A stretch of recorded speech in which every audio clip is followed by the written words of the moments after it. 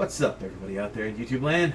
Wrath2501 here. Alright, guys. So, we got a video from Indie. Okay. This is TF2's Forgotten Maps. Not exactly Halloween related, but we are talking about the lost lands of TF2. Ooh. Okay, so we still got Carter, and we got Hatless and Huntsman with us. So let's get started on this one. Alright? And go. I'm actually curious about this. Like, Something people often forget about Team Fortress 2 is that it's 17 years old. A fact that God some damn. people are a little too excited about. For a game that's like almost 18 years old. Almost legal, by the way. Almost legal. The point is, we have it real good nowadays. Dude, right now TF2 is almost 20 years old, man. Yep, just a few more years. Endless customization, its rich variety of maps, and flawed, albeit very convenient pool of official servers to play on. The same could not be said for TF2's first few years of existence. TF2 launched with 6 maps and a grand total of 0 official servers to play on. So pretty much off the bat, it was up to the newly forming TF2 community to create and curate. What the hell was that, man? And it really wasn't long until Did you see that absolute fail there? 6 maps Yep. Yep. But I'm guessing that's why sprays are disabled in official servers. Look at that! No, he swings once, he couldn't even hit him. No, what the hell? Backstab used to have a 180, not 180. I believe it was either 90 or 120 degree radius for registering. Yeah, but he wasn't even directly behind him, though. He was like way off to the side. On top of that, they weren't instant. They had a startup delay. Really? Yep. Interesting. For stabbing people? Yep. Oh, wow. I can't imagine playing Spy with that little bit of delay that everyone else has for melee. It's the same amount of delay for every other from clicking to registering the hit. Yeah. No, I gotta admit though, that is like the perfect spray for Spy right there, you know. Community to create and curate their own TF2. Ah, yes, the legendary Spy Crab. The first sighting of the Spy Crab, circa 2008. When it was discovered a new species. Experience. And it really wasn't long until the player base started craving something more. Yeah? Yep. Turbine is The player quickly got bored of Valve's pitiful offering of only 6 maps. A sentiment that was echoed by More! As the game's biggest criticism. A criticism that TF2's most dedicated fans began addressing weeks prior. During TF2's beta testing period, a player called Zeta would figure out how to use Valve's publicly available mapping tools to successfully create the first ever custom TF2 map. Wow. This landmark map was called CP Lazy Town, which even past its legendary reputation back then, still has plenty of servers running it to this day. Seriously? TF2 came out, and the initial hype of the 6 release maps died down. Many aspiring mappers hunkered down to create their own spins on TF2's at the time incredibly limited roster of game modes. A whole slew of maps would circulate around TF2's initial servers. I keep forgetting that game mode exists. The better exists. a map was, the longer it would stay in everyone's collective consciousness. And for the best maps, the absolute 1 percentile such as Turbine and Junction, Valve would add them to TF2's vanilla files. What? But at the same time, there are some maps that were so beloved that they persist even without Valve's acknowledgement, such as CP Orange, Mario Kart, and of course the aforementioned Lazy Town. But what about the rest of that 99%? What about all the maps that were liked by TF2's revolving door of players, but ultimately slipped through the cracks and became forgotten? Well, most of these maps are either hidden on obscure corners of the web, or completely lost media. Okay, so why am I talking about this? Well, after my last video, which was a documentary on one of 2007's most influential TF2 subcommunities, aka Control Point, I've had the pleasure of getting in touch with a lot of TF2 veterans from that time period, some of which have straight up given me their map folders that date from 2007 to around 2009. Oh my god, man. So in my possession now is honestly a very large number of TF2 maps that were popular back in the day. Some of which Wait. The Quiet Nutter? Quiet Nutter? What? What? Line anymore. So I've picked 8 maps from this collection, and in no particular order, we'll be taking a closer look at them, as well as seeing how they hold up on a full server of people in the TF2 of today. Whoa, whoa. So yeah, let's get into it. That's Our interesting. first map is Haywood, a payload map by Laz. Set in that familiar Badlands environment we all know and love, Haywood is a multi-stage payload map. With the first ever payload map, Gold Rush, being released only a couple months earlier, the inspiration is really easy to see. Laz began work on Haywood sometime in the summer of 2008, as on July 5th of the same year, they would begin a thread on TF2maps.net about their ambitious map. How early Haywood might have looked is lost to us now, as early screenshots of it were hosted on Laz's personal site, 42propcircles.com, which is now defunct and unarchived. The map was pretty well received on the forum. It is lost. Excitedly giving their own 2 cents on what should be changed. Laz quickly became respected on the thread, as he was quick to take criticism and make changes. Unfortunately for Haywood, however, tragedy struck. The map began to have a game-breakingly consistent bug. Every time blue took the first point, the red team got stuck in their left spawn. This got so bad that it started turning people away from the map, making play sessions of it happen less and less frequently. Laz remained undiscouraged, promising that this bug will be ironed out soon.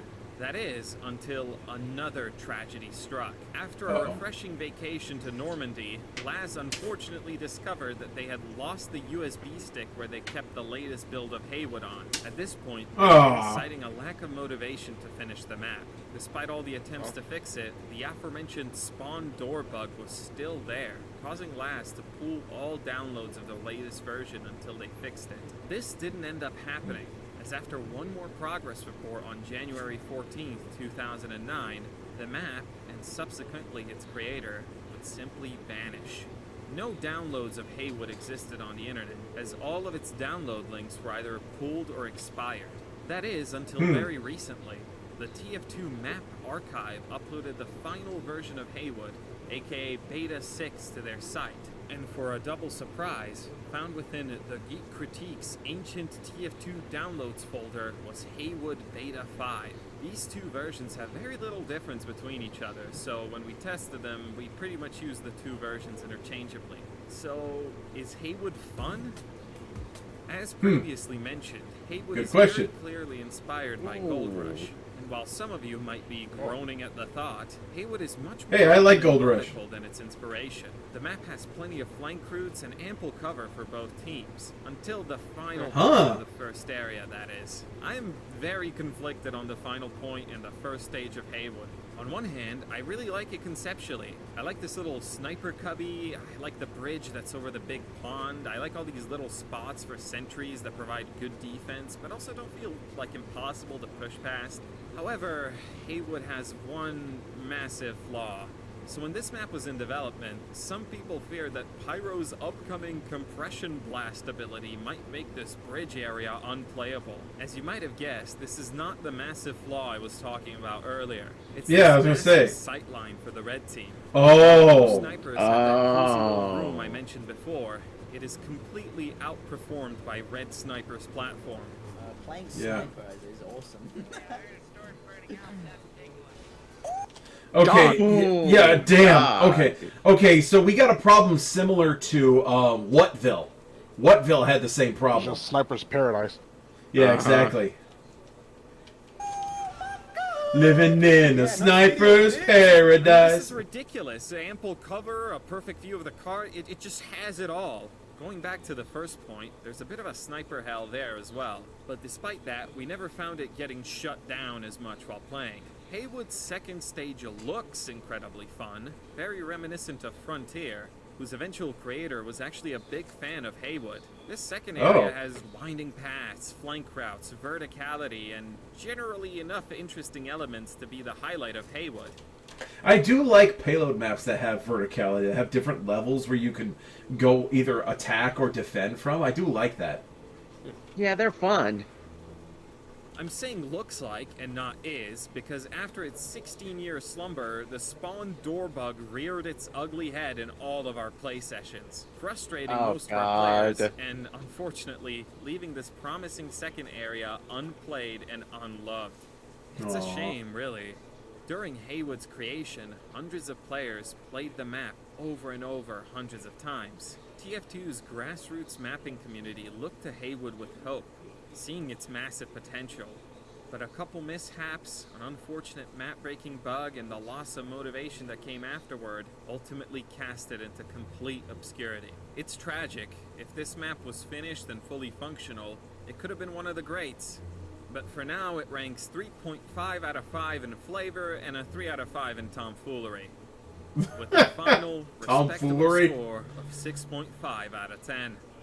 Moving on, welcome to Toy Fort Beta 2, a 5cp rap map where you play. Oh, what the hell? That's cool! Oh, what? Oh, wow. Wait, is this Lost Media? Oh, Yeah. Yeah. Reminds me of Toy Story. It's like that. It's like that new map they have for Halloween. The sandcastle. if this map one. is lost, I'm gonna be fucking heartbroken. Yeah. Yeah. Toy Fort was created by Shonif, who was a respected pixel artist within the FPS Banana community, with credits given to Zeus and Ares as co-authors. The map was released on November 26, 2007, slightly tweaked a day later on the 27th, and completely untouched since. The map went somewhat viral online, as this was within the very early days of TF2, and a fully fledged map like this was still pretty rare. While many people were quick to praise the map and give their own 2 cents on how it should be improved, their critiques fell on deaf ears, however, as the original map creators would never come back to Toy Fort, just leaving it as is. While Toy Fort never reached the same levels of obscurity as Haywood, you'd be hard-pressed to find anyone playing it today. But why? We decided to try it for ourselves and see. Visually, Toy Fort is pretty muted and simplistic. Neat idea. And they playing the Toy Story music. I must preface that I've only ever been to this map on Lazy Purple's Silly server, so I never experienced full-on gameplay of this map. Oh, But really? the concept it is pretty cool. Yeah. So Atlas, you've been here before? Yeah, that's why I'm saying, like, if this was lost, which thank God it's not, I would have been heartbroken. It's just rare. Ideas like the toy truck and the blocks spelling out red and blue are great, but such detailing is missing from the other areas of the map. Overall, it achieves the childhood room aesthetic nicely, where the cartoony TF2 mercs can now be reinterpreted as cute little toy soldiers, which is something I really enjoy personally. Yeah. Toy Fort is surprisingly fun That's to awesome. play as well. The middle point can get really hectic, and while the flank routes might be a little too bare bones and cramped, especially this zigzag one, a big disappointment. That is a Pyro's paradise, is a tight enclosed space like that, because there's no room for you to dodge and get away from his fire. He will just burn you to death. Was the staircase, which I thought would be a neat hazard or perhaps open more areas in the map, but unfortunately it's just an invisible wall. The last notable thing about Toy Fort I'll mention is its final point. It looks pretty good, right? Well, sorry to disappoint you, but this is not the final point. This is. And yes, that, in fact, it's right is outside. the defending team's right spawn outside. door, which is like a completely It's- impossible to... This isn't uncommon though in these kinds of maps though. Yeah, well, It's not. I mean, usually they have a little bit more distance, but still, it's not that off the top of bad. my head, I'm pretty sure Powerhouse suffers from this the most. But that's still pretty cool that the final point is under the bed. I love that. to push choke, and yeah, it is. A surprising quirk of it is that you can shoot through the little gaps in the walls, which is technically an advantage. As hellish as neat. it looks, this point is genuinely pretty fun to push into and defend. As someone Mostly. who generally dislikes 5CP maps, Toy Fort was a genuine surprise in how fun it was. Its simple and fun layout lets each class shine, especially heavy. So to all my heavy bros out there, this is the promised land. Toy Fort gets... Okay, we gotta tell Walker about this. He's our heavy mate. Yeah, definitely. Even though he never comes around anymore. The 4 out of 5 in flavor and a 3.5 out of 5 in tomfoolery, resulting in an overall of 7.5 out of 10. Cool! Now here's a map you... That was actually- bad. Never do that again. Never do that again. Yeah, don't do that. Oh, this looks cool. Find a single download of online. Welcome to CTF Shooting Gallery B3 by Piano Dan. The gimmick behind the map is pretty unique. Red team occupies the multi-level panopticon in the middle, where they must snipe the blue team as they try to make their way across this horseshoe-shaped track, wherein they must take the intel and bring it all the way back to their spawn. The map has two special rules. I like that. Enter Red's base Nice. as blue kills you, and engineers can't place down any buildings. Work on shooting galleries started that sometime Sucks. Yeah, that's lame. That makes engineers completely useless. What the fuck? I know, right? I guess, I don't know. Can you go through a teleporter with the intel? I don't remember. No. You can. I don't know. Okay. No, you can't. Not that it matters. June Buildings are 8, disabled anyway. 2009. The Okay. map saw frequent progress reports from Dan via a thread on TF2maps.net. While any and all downloads of the map are gone, I've managed to get a copy through the Geek Critiques TF2 folder. The map went up to version Beta 8. However, the only version we have now is Beta 3. So, is this idea fun in practice? Well, shooting gallery is fun. The map surprisingly has a lot of depth for blue to take advantage of. There's 3 paths.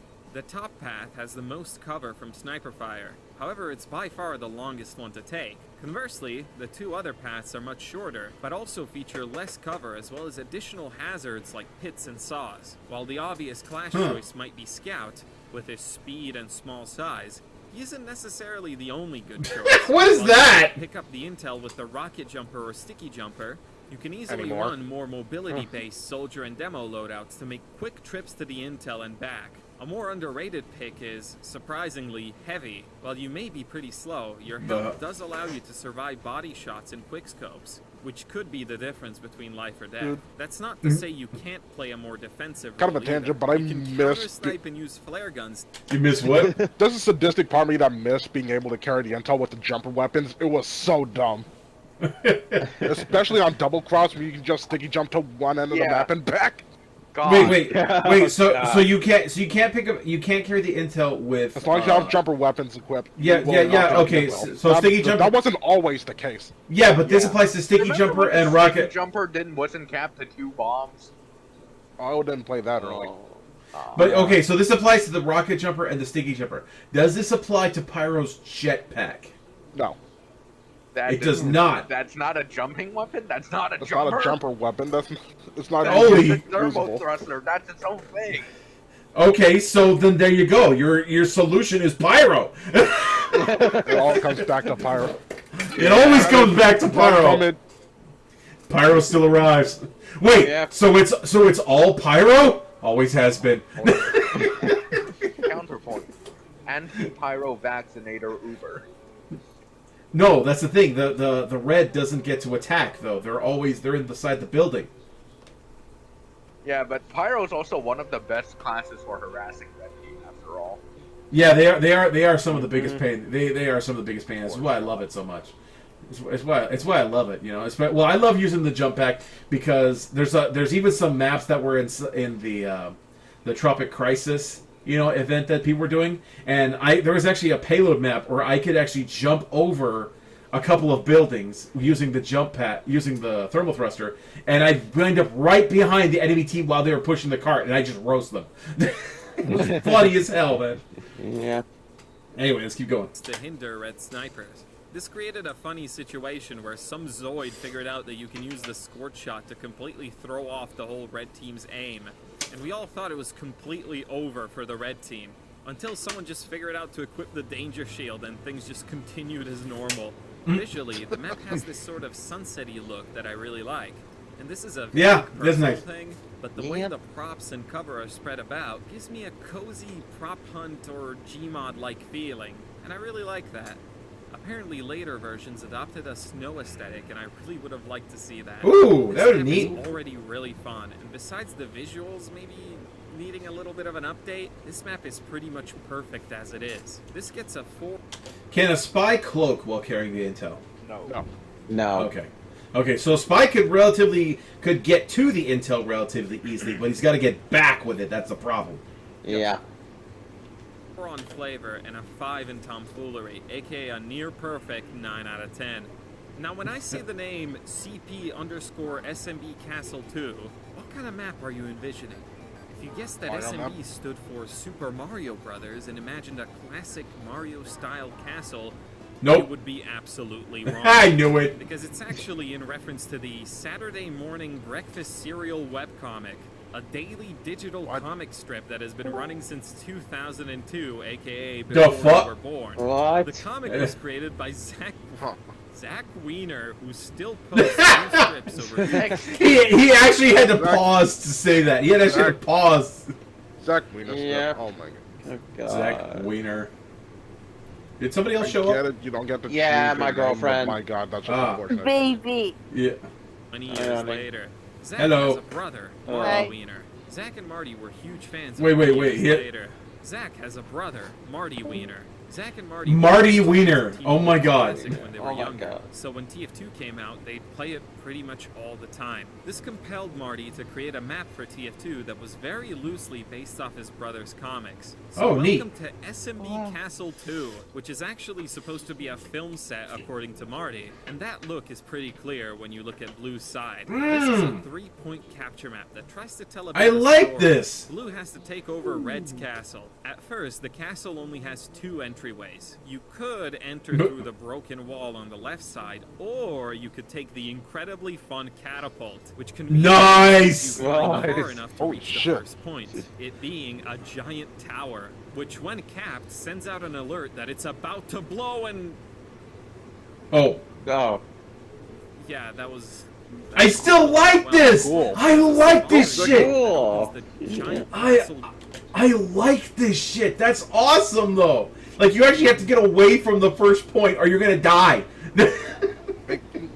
I know it's supposed to be a Hollywood set, but medieval mode, Please. just having that, just having that go off in the game regardless. That seems like such a cool gimmick. Oh my god, this would be amazing with medieval mode. Holy shit. Yeah. door when capped. So It's finally- basically, it's just a group keep, but every class gets a free trim. But it's the group keep, but this is pumped up because it's multiple capture points and they don't reset. You know, it's just like continuously on. Leaves us with point 3, which looks like it could be a cool final castle showdown, but in reality, it's just a really, really hard area to push into, resulting in a map that has some really cool set pieces at the start and then an impossible to push end. But are the first 2 points fun? Yeah, I'd say they are. Visually, I think SMB Castle is such a fun concept. That is Some cool. modern mappers take the idea of a 60s film set and run wild with it. Though I will say that the SMBC comics featured in the map are just kind of... I think if this map had more work done on it, it could have been great. Unfortunately for us, Marty decided to have an actual career instead. He went on to be a chief technical officer at Reddit and also the main engineer Really? behind Lame. Pinterest. He now works for some startup. Damn. Who gives a fuck. This map Yeah, exactly, man. Exactly. Okay. Exactly. Who gives a fuck? and tomfoolery, giving us a 6.5 out of 10. Okay, now I know finding out that SMB Castle had nothing to do with Mario might have disappointed a lot of you. So I'm gonna make it up to you because next up we on PL Donkey Kong. Oh my The god. classic that can rival the Wait, fantastic wait. appeal of Miss Payload! Payload. Payload. They made a payload Payload. Donkey Kong map. Oh, Yes. Woo! Yeah. Man, PL Donkey Kong Final is a surprisingly faithful recreation. Created by Mick, What the Funk, and Mammal, and posted on Game Banana on December 30th, 2008. I love The map this would shit. go on to have a semi-popular run for a couple of years. What the hell? Look at the payload. wow, I see. Oh, As you wow, might have guessed, Jumpman. This map plays out exactly like the Donkey Kong arcade game, except Blue has to push Mario to the finish line while Red tries to stop them. This map is the definition of awesome, alright? You can interact with the ladders and barrels, pose in front of the greatest Kong What the world that's fuck? known, and What the shit? at Miss Pac-Man. It's a perfect recreation of the original game. The best part being that when you're spectating, you can view the match in that familiar side-scroller. What the hell? Such an Wow. awesome touch. That's I have to epic. say that PL Donkey Yes. Kong is really fun too. While you might think that making a side-scroller into a 3D map might make it cramped, it really isn't. There's enough space here for both teams to easily maneuver the map. Why are they letting me In our do this? experience, each map is balanced and fun. Why? The only two critiques of this map are, firstly, while you can push around the barrels, they don't actually like deal any damage after a collision. Aw. Massive bummer. And secondly, sometimes it feels like you have to be obnoxiously close to Mario for him to move his fat ass. Other than that, Yeah. I genuinely think we have a 10 out of 10 here. That's Flavor awesome, man. and tomfoolery. Highly recommended. Yeah, I love that shit. That's epic. Here's one that might get some of you feeling nostalgic. What the This is hell? CTF Hall of Death, and the name really just gives it away. This Wait. map was made by Nip, Hall a of mapper that's Death. infamous Isn't that- in Counter-Strike 1.6 isn't that from, that's not a Doom map, is it? abstract maps. I That's don't not know. to say that they didn't dip their feet into TF2 mapping as well. This particular TF2 map was uploaded onto the internet November 13th, 2007, and has been completely untouched since. It was Damn. genuinely pretty popular and well-liked in the months after its release. However, simply calling it Hall of Death is an understatement. It's a hallway with a flag on each side. After a short setup time, the doors splitting the hallway in half slide down and all Oh. carnage breaks Oh, loose. no. Oh, damn, okay. Carnage, but in a really fun way. The best way I can describe it is by comparing it to another semi-popular map, DM Duel. I have spent many a childhood days and nights playing on DM Duel, partly because it was just so simple. You go in, get a kill, die, respawn, and repeat. It's the perfect kind of brainless map that I still find myself going back to, even today. Hall of Death strikes that same sort of chord in my heart. Its gameplay loop is nearly indistinguishable from Duel, with one added layer of complexity, the flag. If the timer runs out and nobody scores, the game results in a stalemate. This, in turn, genuinely encourages some teamwork, sneaky strategies, and rare clutch AF moments where someone actually manages to score a point. It felt super nostalgic to play personally, even though I've never seen the map before. I don't have that much more to say on CTF Hall of Death. I think it fell out of favor when stuff like Duel started to take off. Because on HOD, you can actually set up and maintain sentry nests, something that isn't really possible on Duel. And I think the type of people who looked for these quote-unquote brain-dead experiences probably dislike the sentry nests, the timer, and most of all, having any sort of objective whatsoever. This map is kind of a perfect bridge between 24/7 2-4 and DM Duel, which makes it awesome for someone like me who enjoys both, but I can see why most people just decided to play on one or the other, leaving CTF HOD in obscurity. This is going to be controversial, but I'm giving this one a 3.5 in flavor and a 3.5 in tomfoolery, giving it a very generous 7 out of 10. I think a Full tomfoolery can disclosure, go a lot full higher in that disclosure, one. In my heart of hearts, this is a 10 out of 10 map. Welcome to Falling_CP, which What has the a nearly fuck? identical What? story to the previous map, being made by the same creator but uploaded just 3 days earlier on November 10th, 2007. So what is Falling? How does it play? You fall. Just watch. Ethos. Should I use the base jumper? Oh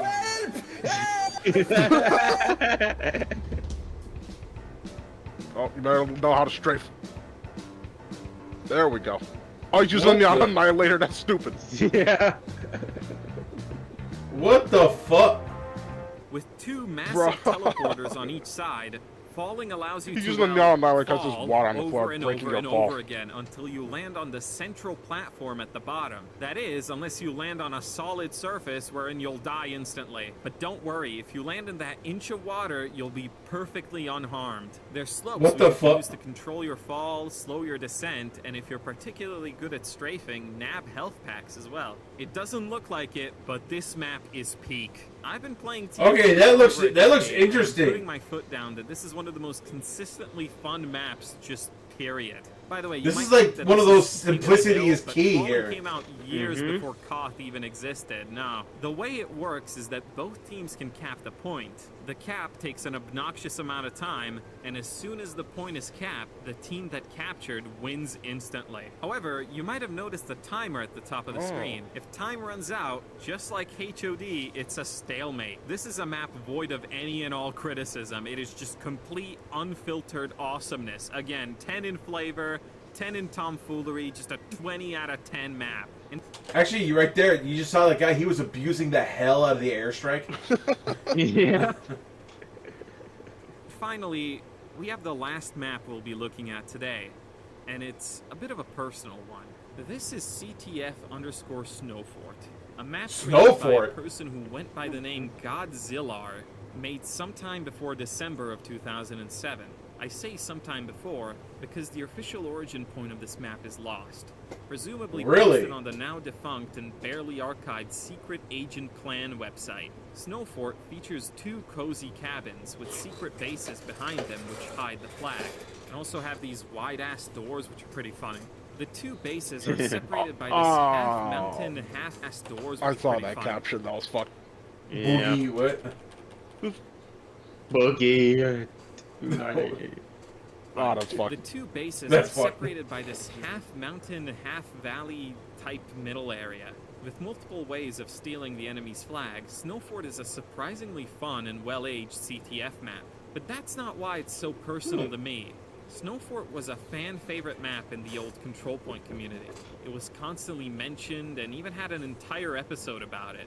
I don't need to go into why the Control Point community was special. I did a whole hour-long video about it, but Snowfort was that community's, like, hangout spot.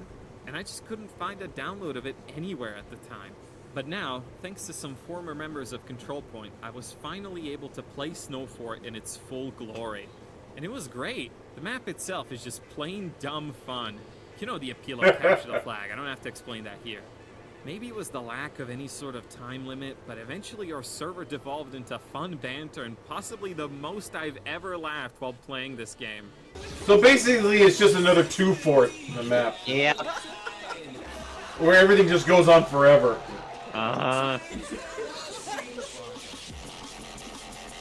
What the fuck, dude? 3:06 a.m.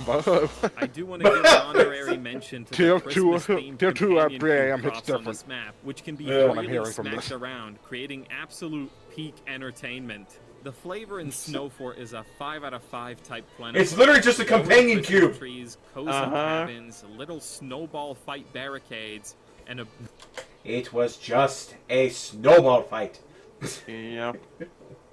obnoxiously wide doors. There's a little vent you can go through to drop down into the intel room like you're in a spy movie. Just mwah. It might be a 17-year-old barely remembered map from an equally old game, but Snowfort has that sort of late-night charm, like the Dust Bowls before it and the turbines and high towers that came after. In my heart, it's a 10 out of 10 map, and I wouldn't have it any other way. Some of these are pretty cool. Nice. I guess I'm Little trying to get at refinement, they be something epic. here because I think the way most of us play TF2 makes sure that we never stumble across these kinds of experiences, much less archive them. Look, this isn't a gaming isn't fun anymore or TF2 fell off type of thing. I think casual mode is good, despite its many flaws. I think hopping into a quick vanilla match, getting some frags, playing the objective, and then piecing out is a fine way to enjoy this game. But after my 1000th game of Upward, there was this feeling of discontent that came up in my mind. I thought maybe I was just bored of TF2, maybe I finally had my fill. But then I remembered that this wasn't how I fell in love with this game. Back in 2013, you wouldn't see me on Badwater or whatever. You'd see me on DM Duels, CP Orange, Trade Plaza, Surf Utopia, and other tens, maybe even hundreds of unique community maps that I can't even name anymore. I'm not saying TF2's vanilla maps aren't fun, God no. But going from stock Koth or Payload or 5CP to something like Falling or Shooting Gallery is honestly a massive breath of fresh air. To see the game shaken up and flipped on its head so well that it feels like a complete game changer while still being the Team Fortress 2 I love.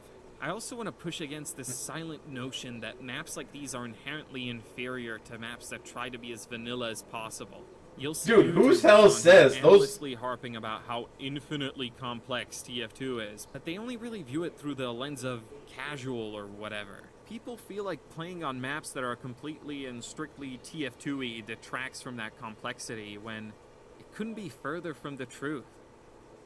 I'll bring up two examples. On falling, after the initial few falls, people started to figure out their own strats on how to succeed using TF2's side grades. None of which, by the way, even existed when this map came out. Some figured that using the man treads, you can fall a bunch of times to store enough force to instantly kill anyone you land on. Someone else figured out that the inch of water that's supposed to break your fall actually marks you as wet, allowing Pyro with the Neon Annihilator to do some massive That melee explains damage. why there was someone using it earlier. That's why you. a bunch of water to break your fall, but in turn, that makes you a prime target for the Neon Annihilator. Pyro Shark everywhere. Pyro Shark doo doo doo doo doo doo doo. Oh my god, man.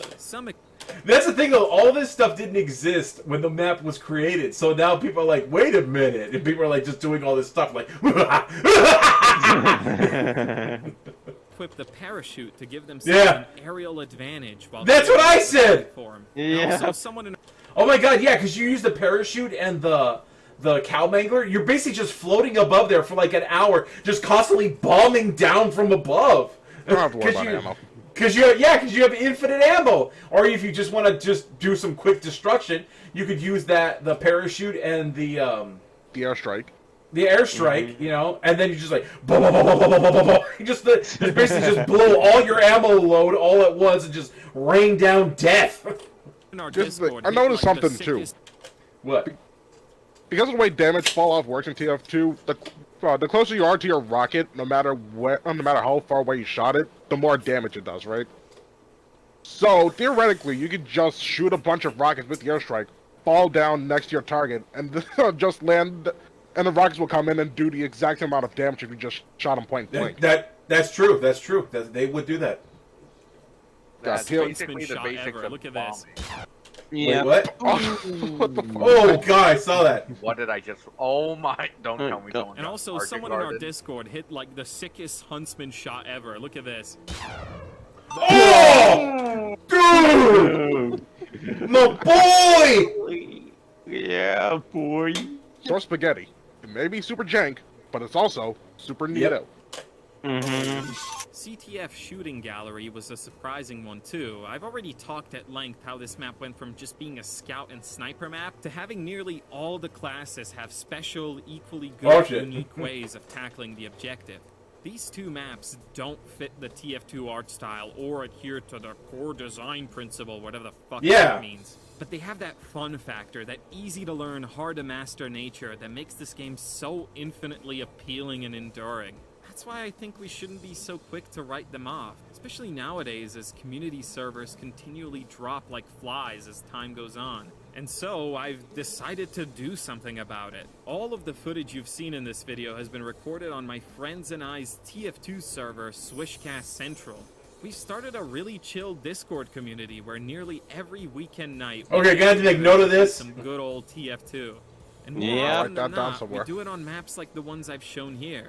It's all run out of pocket and has been some of the most fun I've ever had playing TF2. If that sounds like something you want to be a part of, you can join the Swishcast Discord with the link in the description. And if you just want to play a good old round on the maps I've talked about today, we'll be running them on the server for a good while after this video's out, as well as some other obscure maps that didn't make the cut here. This is like off script, but I want to like mention one other thing.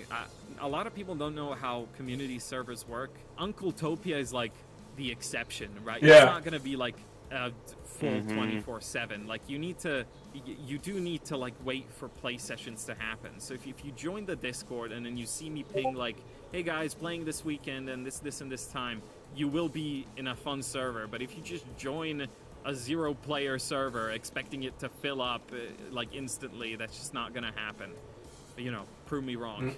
And that's about it. I like this one. I really like this map I here. hope to see you on the server, and maybe since I think with some refinement, it could be even better. Give me a subscribe, you know, to see more stuff like this. My name's Indy, and I hope you stick around. Okay. He did bring up a good point, though. What? Most of my best experiences weren't really on core maps, although in some cases that is a factor.